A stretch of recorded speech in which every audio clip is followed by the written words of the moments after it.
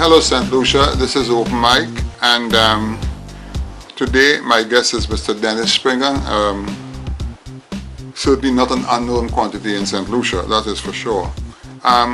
St. Lucia, today we are going to be dealing with the banana industry initially, because I think St. Lucians need to know where we're going to at this time. As we all know, we had a thriving banana industry many years ago. We were producing something like 130,000 tons of bananas annually. Last year we were down to something like 9 or 10,000 tons. True enough that we had the hurricane, I think it was Matthew, yeah, that set us back a bit. But you know, 130,000 tons to 9,000 tons is not acceptable. Prior to the elections, I think St. Lucia will recall that we were talking quite a bit to the French, who are quite interested in buying most of our bananas.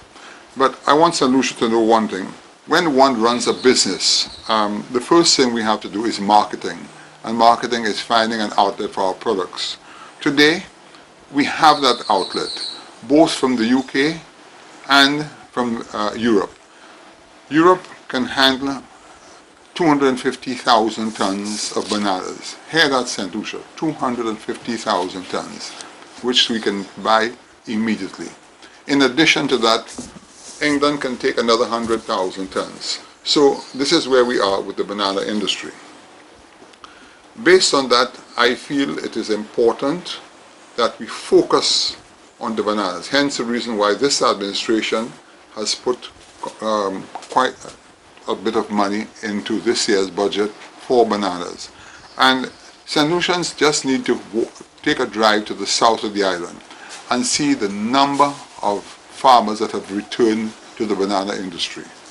All going well, keep our fingers crossed that the banana industry, that the hurricanes will be a little easy on us this year, or the bad weather.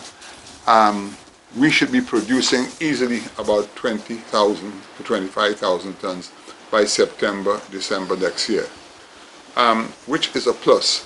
I say all of that because despite all the industry that is taking place in St. Lucia, the hotels, the various organizations that are coming in, bananas remain extremely important. The reason for that is, in the heyday, there were some 12,000 farmers at work.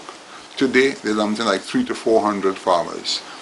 What the banana industry does, it does two things, St. Lucia. One, it makes people small entrepreneurs, it makes people independent, and it gives the farmers a cash flow. Another area we have a difficulty with now is that there are very few limes. Our citrus industry is in problems. I listened a couple nights ago to somebody at the Ministry of Agriculture, and he was explaining that because of the climate change, citrus needs a lot of moisture in the ground, and we're not getting that. And we seem to have some sort of a disease because apparently our grapefruits have disappeared from the scene. Now, what has happened, I'm told, having spoken to some farmers, when you have the banana industry going, even though the price may not be as high as it is, but it's a cash flow that is presented to the farmers year-round, and the market is there for it, so there's no question about that. So if the farmers can get back into the banana industry, they will be able to nurse the other industries along with it, because they would have that cash flow. But the other crops are one-year crops, so it makes it difficult for a farmer. So on that score, I think it's exceptionally important that we all put our heads together to help the farmers, the banana farmers in St. Lucia. And I think we are moving in the right direction. More importantly, government has realized that the banana industry is an industry which is good for the country. The minister, Mr. Ezekiel Joseph, I know for a fact, has put his heart and soul into the industry. And there's nothing like when somebody is really intent on making that thing work, that it will prosper. And I'm saying to St. Lucia that it will prosper. So when one takes the banana industry together with all what is happening, the excitement otherwise, I think we're heading in the right direction. I brought with me today Dennis, who is well known to St. Lucia, and I think he's a St. Lucian by birth, but he's a naturalized Taiwanese. That's how I look at him. And he's right, because right now in St. Lucia, we have been blessed because Taiwan has brought in an expert from Taiwan to assist us with the banana industry. And there's no doubt about it that when you look at the Black Sigatoka, we have to thank Taiwan for what they did. And today, we have a new guy coming here, and I have every bit of confidence in this individual that he's going to bring bananas to another level. I take the opportunity to introduce Mr. Springer right now, who is going to highlight, and I'll come back to St. Lucia again. Yeah, thank you, Michael. One of the things that I spoke about while I was in Taiwan on my research fellowship with the people from the research areas that deal with bananas and things of that sort, they told me, and I put it to them, about diversification in bananas. Now, a lot of people have never thought of that, and maybe it's an incentive that must come from government, where we can have, apart from shipping bananas out, because we know that now with Britain coming out of Europe, we may be given preferential treatment, because I remember the Minister of Agriculture, Gummer, many years ago under Thatcher, had said that the Caribbean bananas were the best because it was the sweetest, it was the smallest, that the children can put. And I think Britain will help us in that regard, other than Europe. But Europe was more interested in the South American banana because it was big and things of that sort. So I think the diversification in banana is very important, because out of the diversification, what you can get is baby food, flour. You can also use a lot of the stock for making mulch for even the bananas and the oranges and things that we are talking about. Because these people told me that St. Lucia has, from what they have seen, some of the best soils in the world. And therefore, why are we putting fertilizer in our soil when we can really just get mulch? And you have so much there to be able to do that and spread it around and enhance not only the fruit, but enhance the soil itself. So I think that yes, bananas now will play a greater role in our society and will help with our balance of payment. That's something that is so important. Well, it's foreign exchange. Exactly, it's foreign exchange. You know, I'll tell you, Dennis, I went down last week to the Denry Farm Co., which was formerly owned by Dennis Barnard. And I used to work with Geest Industries. I was the shipping manager from 1960 to 1961. And I can tell you, if my memory serves me right, Denry Estate, I think, was producing like 15,000 tons a year. Yeah. When I look at all those lands yesterday, when the minister took me around, and now that I know for a fact they're getting any equipment and they're going to be plowing the fields, and I can feel the excitement there with the farmers, and I say kudos to the minister, kudos to the government for bringing back that industry. Because, you know, when I had Pat Joseph on my show about a year ago, and he said something which sometimes I find these things are hard to believe, when he said to me that the St. Lucia Labour Party made all sort of promises to them when in our heyday, but when they wanted to get John Compton out, they virtually destroyed the banana industry. Remember all the strikes and the cutting of the bananas. But what Pat Joseph said to me, he said, Mr. Chancellor, you know, my biggest disappointment with Dr. Anthony was that the very next day when he won the elections, he made a speech in Barbados where he said, there's no room for bananas, it's just tourism.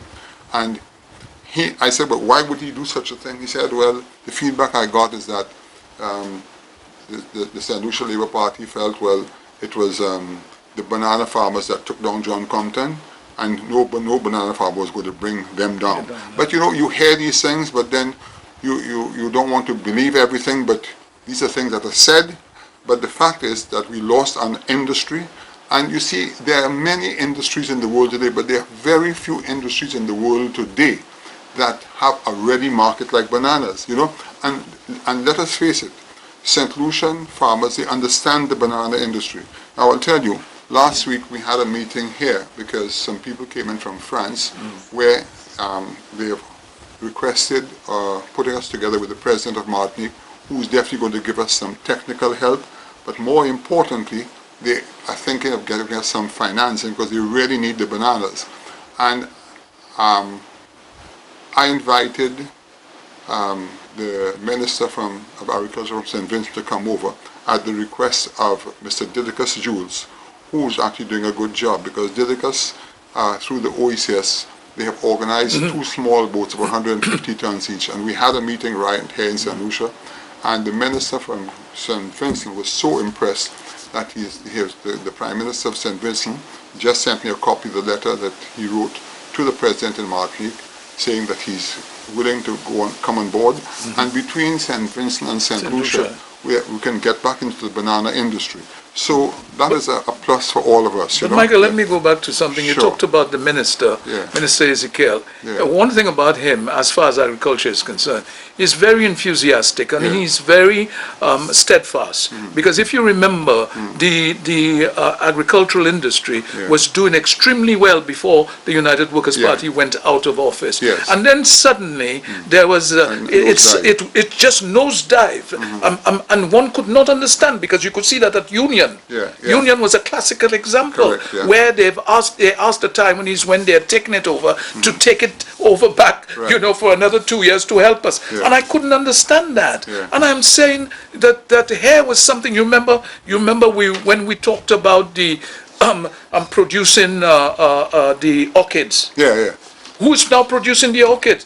The Martinicans. Because they came here and they took all the little, because they used to come Yeah, here and buy I it. know. Now they are producing So what has it. happened here? Is it dead here? Well, it looks almost dead when I passed there. But 2 years ago, when I Yeah. saw it was dead, I personally went to the Taiwan Yes, ambassador yes. and alerted him of what Yes. was going on, because all the equipment was all rusting Exactly, and everything else. But exactly. he told me they were taking it over They again. did, and then it started again, and then, as you know, that it was given back to because the 2 years was up, and now I passed there, and I'm saying, well, what is You know, going that on? is really Oh, shameful. shit. You know, But I just mean, a lot of the Lord money, helps the- a lot of money was spent. Yeah, the Lord helps those that help themselves. course, We keep saying we want jobs, we want jobs, we want jobs. But by the same token, we must be able, when we get a job, to hold a job and make it sustainable. It's sustainable, This is- yeah. and orchid is something the Martinicans were prepared to come all the way here Yeah. to buy the orchids at such a price. I remember, yeah. And, I mean, and what is happening now? Yeah. Nothing. Now Martinique is now producing, learning from us, producing the orchids to sell worldwide. can you imagine that? It's But again, you see the ridiculous. level of education. St. Lucia, Exactly. this is the open mic, and we'll be right back.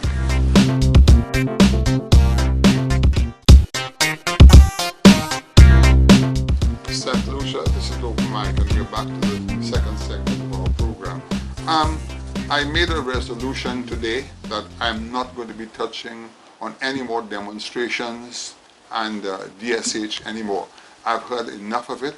I think the Prime Minister has responded too many times to the same questions. As a matter of fact, listening to Rick Wayne's show last night, there was a female caller who said she was a member of the trust. And she said, I heard her saying to Rick Wayne, Rick, it is very sad that when somebody asks a question and is expecting a certain answer, they don't get it, they get annoyed. And that is what's happening today. They're asking the Prime Minister the same questions over and over and over. St. Lucia, I want to say one thing. I think this Prime Minister has been more than transparent. I mean, when you think of all the things that happened in St. Lucia prior to this administration, I'm not even going to go into all the areas again, because I myself am sick and tired of all this nonsense of going back and forth. But St. Lucians knew nothing of what is going on. This Prime Minister is coming forward. Every time he signs an agreement, a memorandum of understanding, he lets people know. I listened to an individual last night who was once, he said he was a member of the trust, or he was an attaché of the former Prime Minister, arguing with the Prime Minister. To me, I mean, all that is unnecessary. It's just I call it paraphernalia. The Prime Minister has a country to run. He has to do what he has to do. I was in Beaufort myself. I saw the crowd. I saw the anxiety. I saw the build-up. People want jobs in the South. Now, I wasn't born yesterday, St. Lucia, and I'm the first to tell you, that jobs come at a certain price. You can't just do whatever you want. Will the Prime Minister be 100% correct? Probably not, because we are all human beings and we all make mistakes. But you know, for a fact, that if people really had St. Lucia's heart, the Prime Minister has many agencies or ministries on the island that would accommodate people who want to be reasonable and find out what is going on. This internet has just something that has blown up. As Trump says, fake news. People just put whatever they want and they're blowing it up there. I think the time has come when the Prime Minister has to, in my opinion, desist from all these meetings that are going on and responses, do his work, get the country going, and let's get started. And that's my take on it. And I say all of that because when I look at the National Trust, for instance, I don't even want to go there anymore, because what has been coming out and listening to the Prime Minister last night is just so frustrating to see people trying to fight an administration.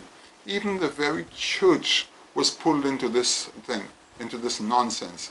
But I'm very pleased to see that the Archbishop has seen the light of day. He has responded with an apology. I think the church is a great organization. I've been a Roman Catholic all my life. I'm always offering to do things for the church. How many of us probably go to the cathedral and swelter in that heat? Yes, yes. Right? I mean, I have taken my time on more than one occasion to go to the church. The church is an old building. The walls probably not that strong. I brought in some contractors some months ago, or say a year ago, to design some proper steel structures that would conform to the cathedral, to put some huge fans inside there, because it really is frustrating to have such a beautiful cathedral and to see what is happening there. So we are not against the church in any way, but I certainly resent when people who come into the church, start to deviate. And as Rick Wayne said, religion is a volatile situation. Politics is volatile, but when you put the two together, you make a nuclear bomb, okay? And we need to stop that, okay? Because Dr. Anthony was in power for 15 years.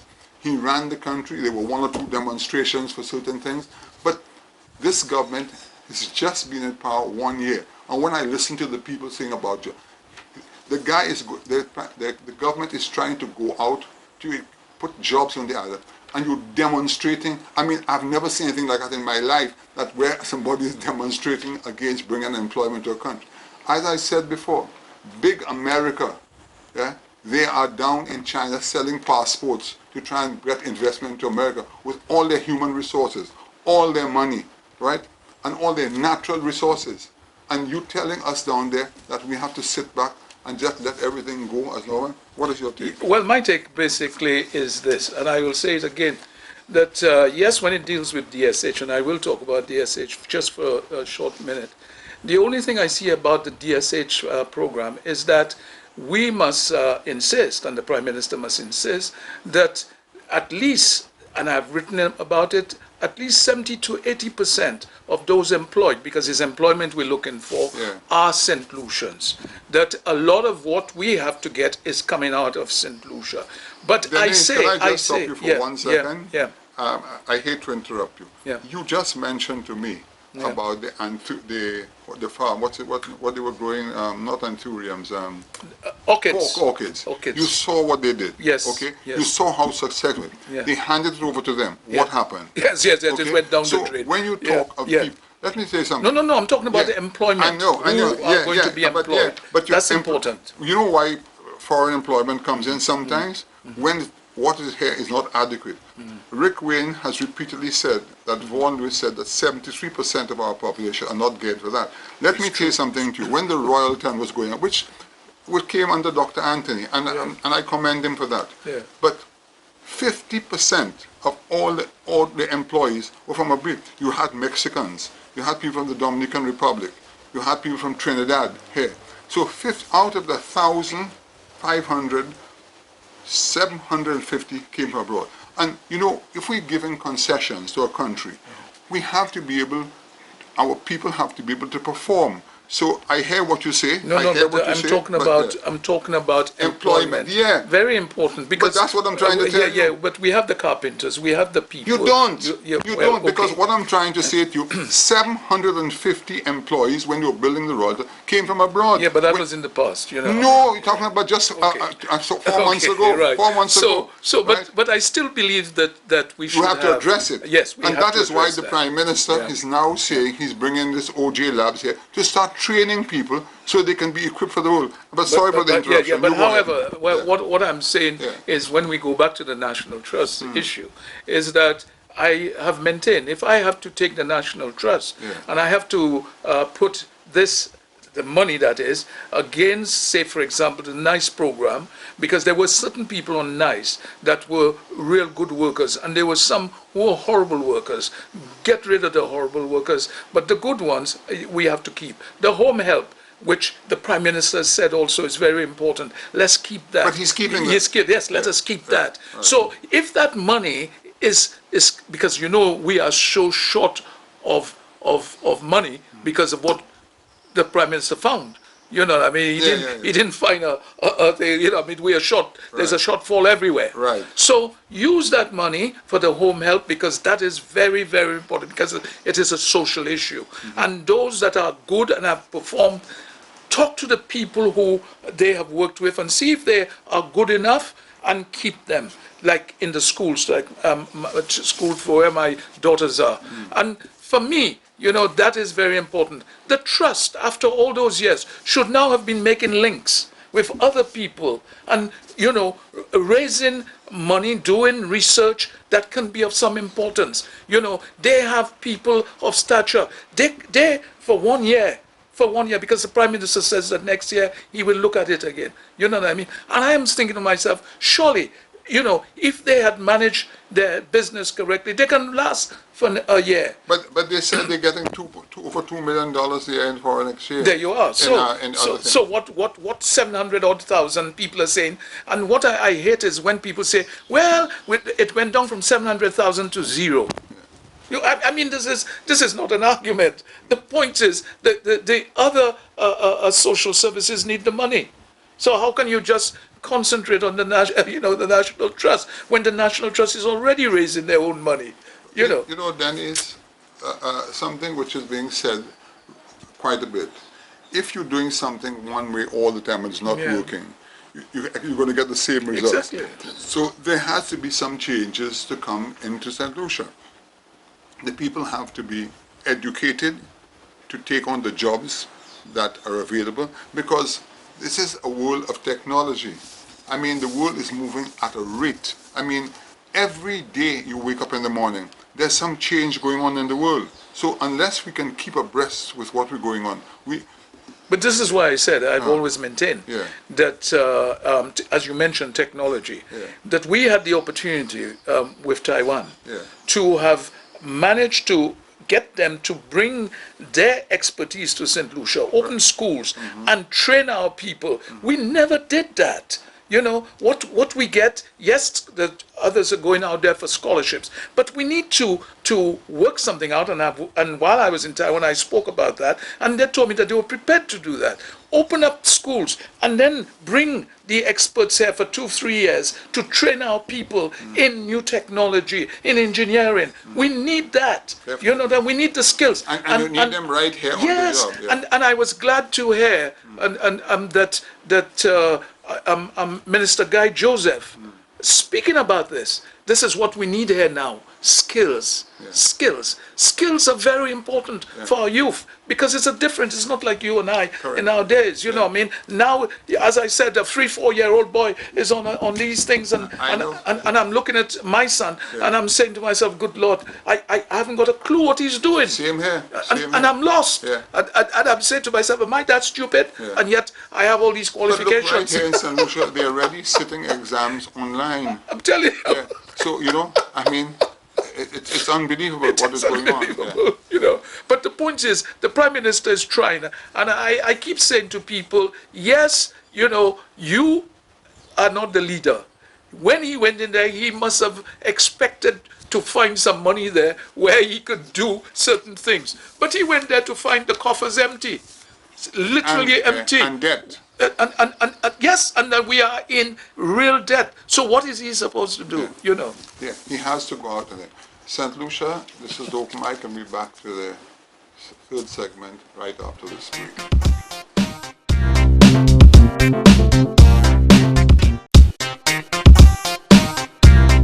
St. Lucia, this is the open mic, and we're now back to the third segment of our program. Mr. Springer, who is an old hand in politics and various other aspects in St. Lucia, wants to say something about the demonstrations. Yes, thank you, Michael. Yesterday we saw one demonstration on one political party, and there's no two ways about it that the demonstration was lots of people turned out. There's no two ways about it. But again, as we know, the United Workers' Party had a meeting in Vieux-Fort, and again, the turnout was tremendous. You almost thought that we were at having elections, and that's how I felt when I saw the two groups, you know. And it shows you again how divided that we are in this country, because we cannot sit back and try and look at things in a way that we can say what is good and what is bad, and say to whoever it is, maybe let us look at that part or this part. No, but we have to show how disgruntled we are, and forget that maybe that we need to without a shadow of doubt create jobs. If we remember when the United Workers' Party was in power under Stephenson King, we had a demonstration by the public service, assisted by the opposition then, because they were on the demonstration. They pushed, I remembered without a shadow of a doubt, that the government must pay the public services 14.5%. And the government relented and paid the 14.5%. But the moment they came into office, they decided that they would minus 5% first. Right. When the public servants refused, then they decided about the 0.00. That was what was negotiated. But he actually went to Parliament and passed it without the people knowing. Exactly. Yeah? But here you had also the problem where, in a sense, they didn't think of the damage. From what I'm hearing now, some of the union members were dancing for joy after the 14.5 was accepted, because they said to themselves, within themselves, and I only found that out yesterday, that they would have accepted probably 5 to 7%, you know. But because of this big demonstration, which we think was so powerful because the opposition was part and parcel of it, the government relented and gave the 14 point. Today, quite possibly, the 14.5% may be what they now, when they got into office, used to cut things down, as we know. Now, we talk about things like computers for the children in the schools. People are saying, now well, the Labour Party did. But where's the money for that? Where is it coming from? And then why? Why should we be giving computers to kids if we have the money? Yes, I agree with that. But the point is, if the government does not have it, will we go out to borrow to give those computers to the kids? Dennis, you raised a point there, and you got me thinking about something. I have listened to the opposition criticizing this government for reducing the VAT by 2.5%, okay, and also raising the gas tax by $1.50. Now, they keep talking of 60%, but it is 60% of what was there before, just the tax. But with the $1.50, from what my understanding, the government intends or has calculated that petrol will not rise more than $12.50 a gallon. At one stage, we were paying $15 a gallon. Correct. Now, I'm going to say something to you. Let us analyze the 2.5%. They've been harping on the fact that they saw no reduction in the grocery stores. Fair enough. What they're not understanding, putting people to work is very important in this country. business people were suffering. I am telling you so. I'm one of those that I'm a victim to one of those things. That VAT knocked us back. Now, you take a man buying a property for $1 million and he can save 2.5%. You know what that is of $1 million? That's almost, is it, Mike Adam, $20,000 or something like that. As a business person, if I want to spend X dollars and then my budget goes to X plus 5, I'm going to think twice. If I can reduce my cost, I will do a bit more building. When I do the building, the government gets money on the goods that are imported. More importantly, you employ people. So when you look at it from a macro point of view, it is definitely worth it. Also, a point I have made here with you and on many occasions, when one is running a country, when the British ran this country, they set up the laws in this country. They put a gas tax. A gas tax was designed to repair the roads. Income tax would fix up your hospitals and different things. But what past governments have done, they keep taking the money, the tax money on the petrol and spending on other things and neglecting the roads. If you want to have a farming industry, you have to fix the roads. You can, as you rightly said earlier, you cannot keep on borrowing money and borrowing money, because when you borrow money, you have to pay 7.5% interest on it. If we can take a gas tax, which is what this government is trying to do, put the money in a lockbox, collect about $20 million there, I think that's what the forecast is, what I've been hearing. You do not have to go and borrow money to fix the roads. You fix your roads, your banana farmers will be happy, the motorists will be happy. But as someone even pointed out, when you have a car running on a bad road and you have to repair the parts, parts are expensive, very, very expensive. So, you know, I have no problem with an opposition having what you call a legitimate discussion. But when you have those one-sided discussions, you know, I heard oppose for opposing sake. Opposing sake. I can't take that instance, either. You know, but Michael, not cutting you short. Sure. What people are saying though, the 2.5 taken out.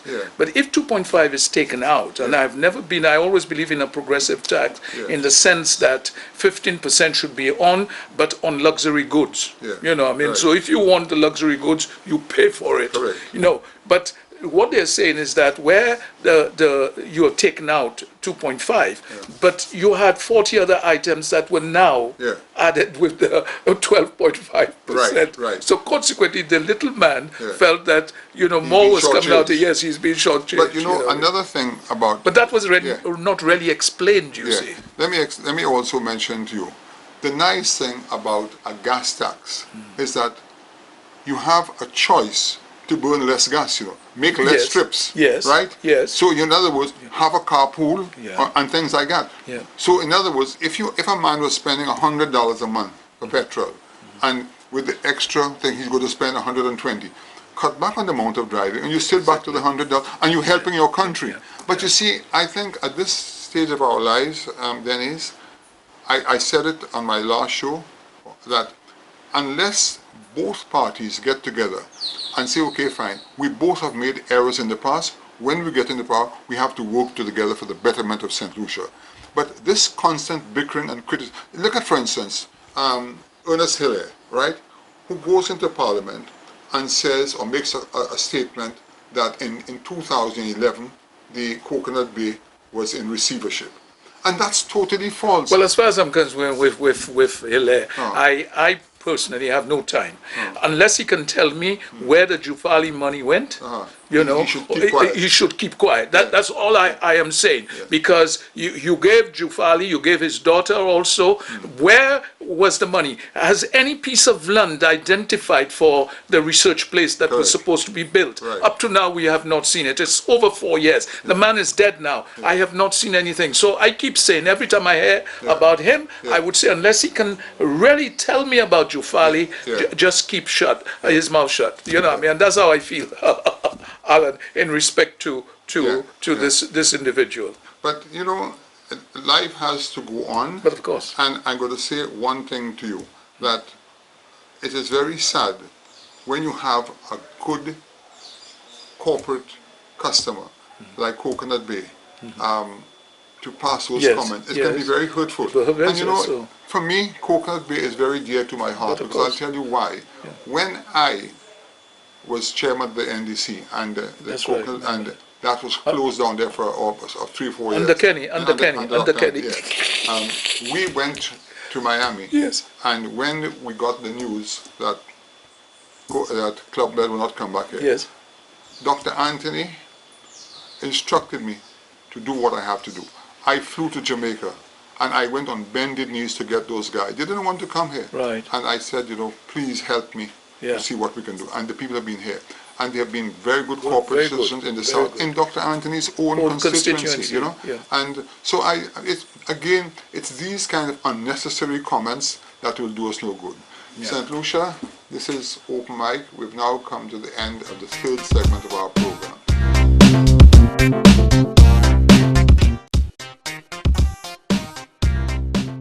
St. Lucia, this is the Open Mic, and we're back to the fourth and final segment of our program. We wanted to discuss the situation with our balance of payments situation in St. Lucia. Dennis was just highlighting to me a while ago the importance of our balance of payments, and I reminded him also when he's making his contribution that to remember our situation with the corresponding banks today, because that problem has not gone away. It's a serious problem. And he also highlighted the importance of agriculture by feeding ourselves to a certain point, because we're talking of billions of dollars going abroad on an annual basis. Well, you know, this idea came to mind by going to Taiwan on so many different occasions, as twice as a research fellow. And what I'm looking at here is that Taiwan, initially in the 1960s, was still importing quite a lot of food. And by that time, too, they were also getting help from the Americans, you know, aid, that is. And consequently, they realized, give him his due, Chiang Kai-shek, that if we can feed ourselves, you know, then immediately that foreign exchange. Exactly, right that would stay right here. Yeah. So there was an intense thing for agriculture, for producing to feed, not to waste, but to feed ourselves. And the production line in agriculture rose to such an extent that now they could export. You get what I'm saying? Yeah. And for me, this is very important, because if you remember when we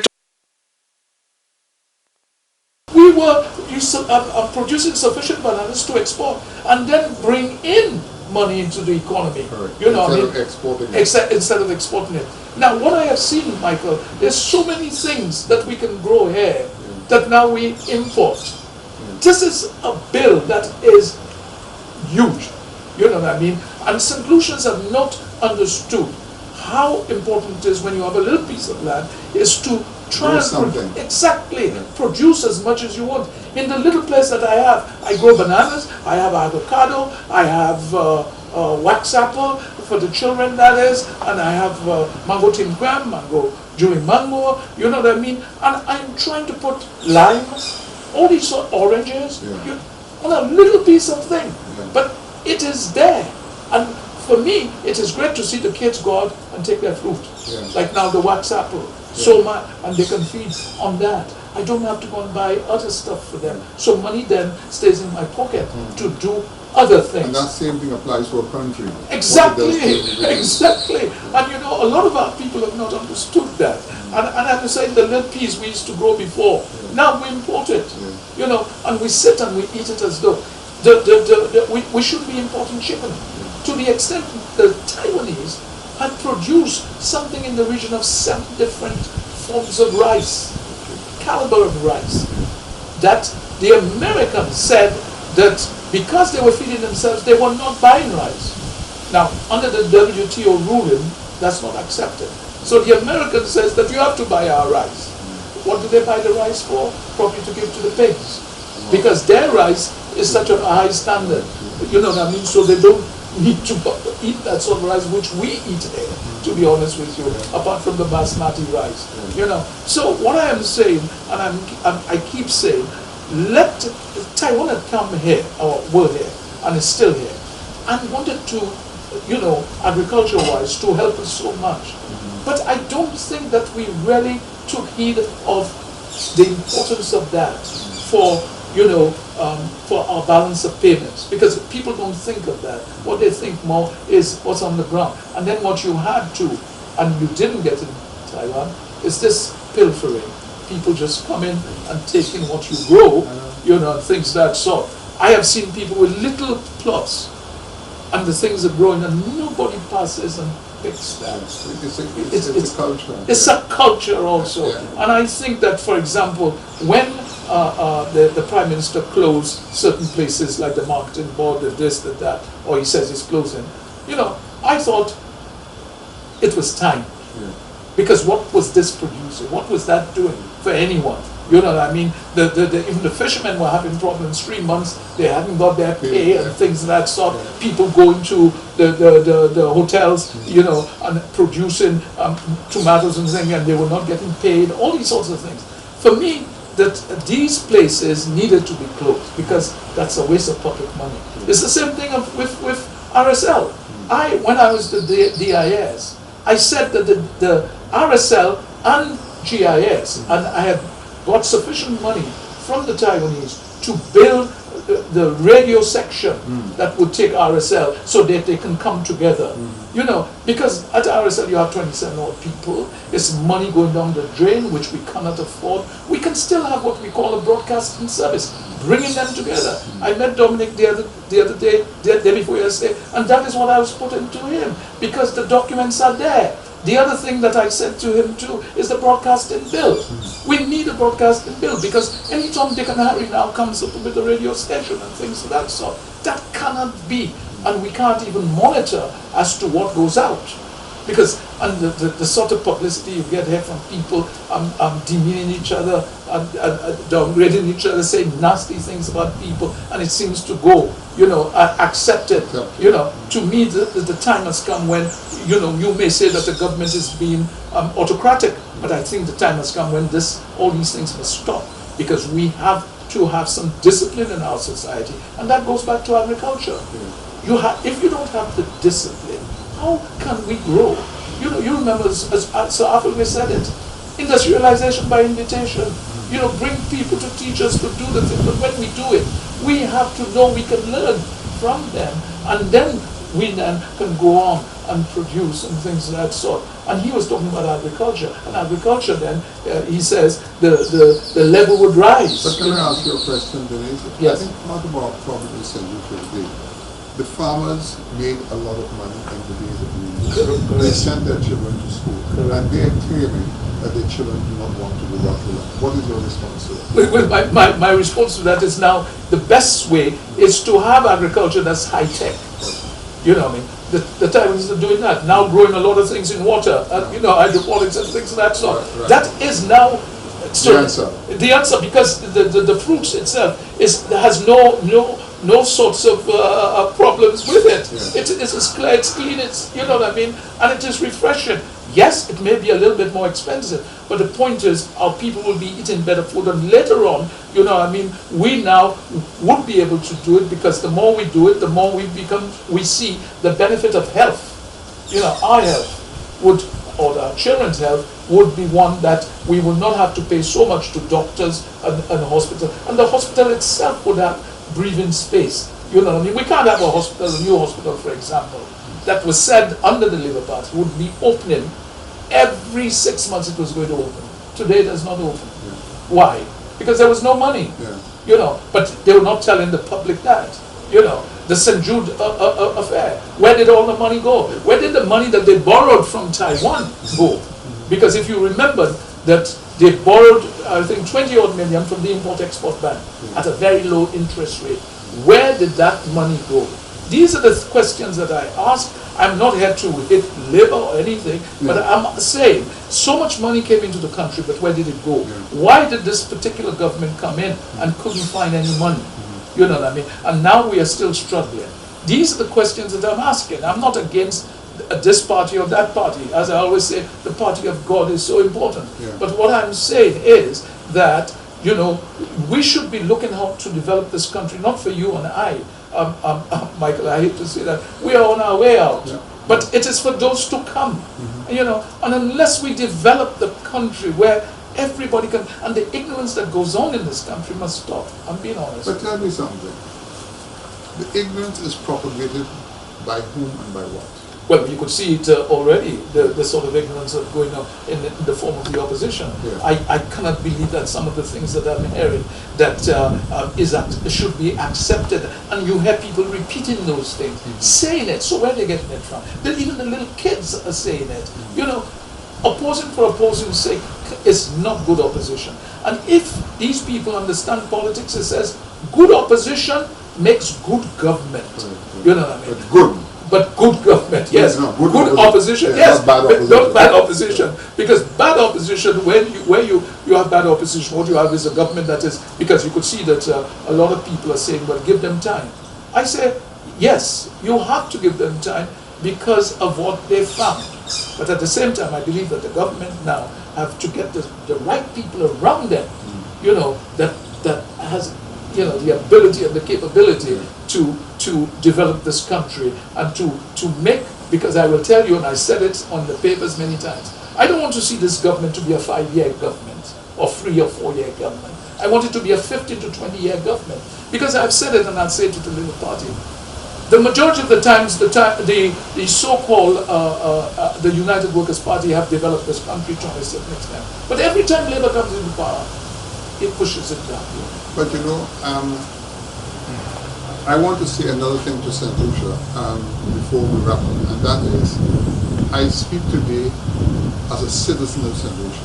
I am not a member of the government, okay? And I want to say something. I'm not going to go out openly and fine and criticize the government.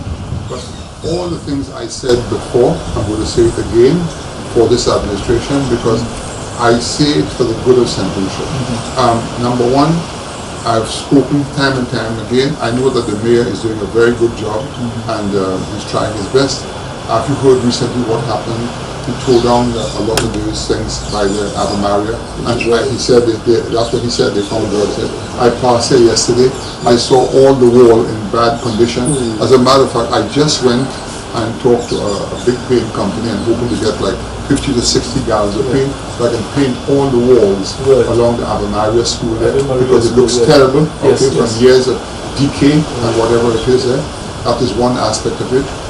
At the back of the market, I'm trying my best there, working with the mayor to cover the whole back of the market, because these poor people are in the sun and in the rain. Then I still say to this government today, Shed 4 and 5 has been closed for 18 years. It's deplorable when a cruise ship comes in and they look at that nastiness there. That can be done. And another part is down in Colasho, Savans, where you have all those trailers on the road there. It's unsightly.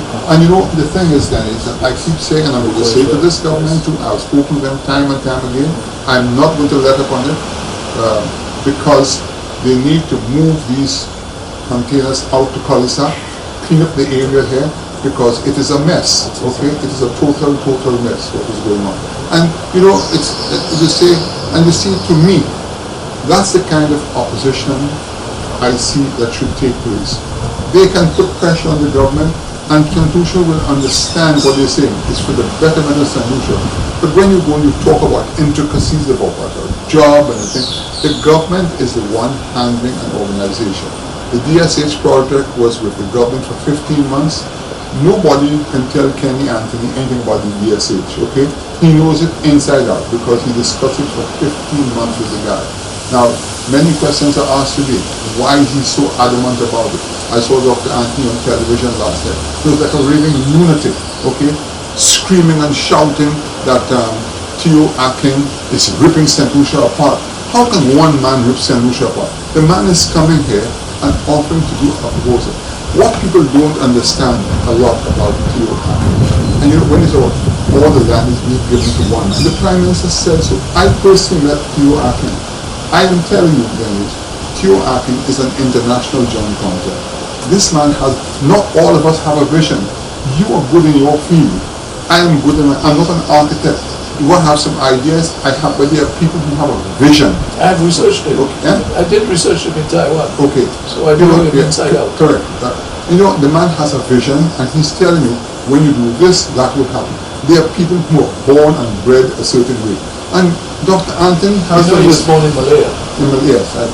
And what Dr. Anthony has to understand, Dr. Anthony himself, he has his process, he's an educated guy, he has his PhDs, but what I'm trying to say, he needs to focus his expertise on what he's good at, okay? You cannot go and interfere and say that you don't like Theo Akin, he's ripping the country apart. That's nonsense and foolishness, in this day and age. People come in here and they make, let's face it, you have a government that has got into power. There are a lot of sensible people in government, but more importantly, who runs a country? The civil servants are there. You can't do much without the civil servants. And that is why, as somebody said some time ago. But Michael, can the DSH deal be renegotiated? Yeah, 1 second. That you can say that that's why a man says, Martin said, remember, I'm the permanent secretary. Can DSH be negotiated? Renegotiated to an Certainly, extent, yes. There's always Good. room for well, improvement. that's a problem. That is important. There's always and room people for must understand that. But it is not a signed deal and that's it. I listened to the Prime Minister last. Yeah. What the man said, look, we have a framework agreement, okay? Good. We have a framework agreement. But of course, that's how you start. And he explained why he had a framework agreement. Because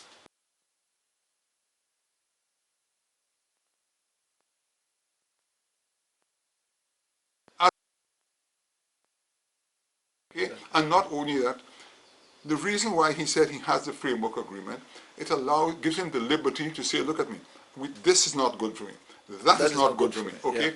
And the man can say, okay, this is not good for me, or this is better for me, and they can negotiate it, yeah? But when you have all these people, I call them avocati papier, calling in there, saying this and saying that, you remember, questioning the Prime Minister. You remember when the Taiwanese first came, under the United Workers' Party, and they were doing all these things to help with the flooding and things that sort. They used to call it T-canal jobs. Correct, but today, when we have downpours, it's the T-canal that is helping the country not to flood. Because prior to that, we used to flood out, but now we have to move from that, as Guy has said. Educated people. Exactly. Okay? Let me tell you something. Look at the Black Sigatoka. Martinique is amazed what we did here, right? With all the technology. But OCS, the rest of the OCS countries are pleading for the Taiwanese to come and give, or St. Lucia to give them the inside knowledge as to how to go about it. Because we were the only ones sending bananas to Britain, because the others couldn't. Let me tell you something. When that Black Sigatoka, I thought it was all over, Yes. And look at what the guy said. Because these people understand what they're doing. But you remember what Kenny did? Kenny refused to take help from Tom Chu. I remember that. You know what I mean? He went to the University of the West Indies, and they said they couldn't help. And then we had to go back when James Chan was there, and Taiwan then helped us. That's a stupidness. And the same thing he's saying today about Theo King. The guy is there, okay? You were Prime Minister, okay? It's a democratic society. You were voted out of office there. I mean, for goodness sake, you spend 6 months at your home. You come out with a vengeance, wanting to do all kinds of. St. Lucia, we have a lot more to discuss, but I've got my signal that my time is up. So this is Open Mike saying good night, and thank you so much for being with us. Good evening. Good night. Thank you very much.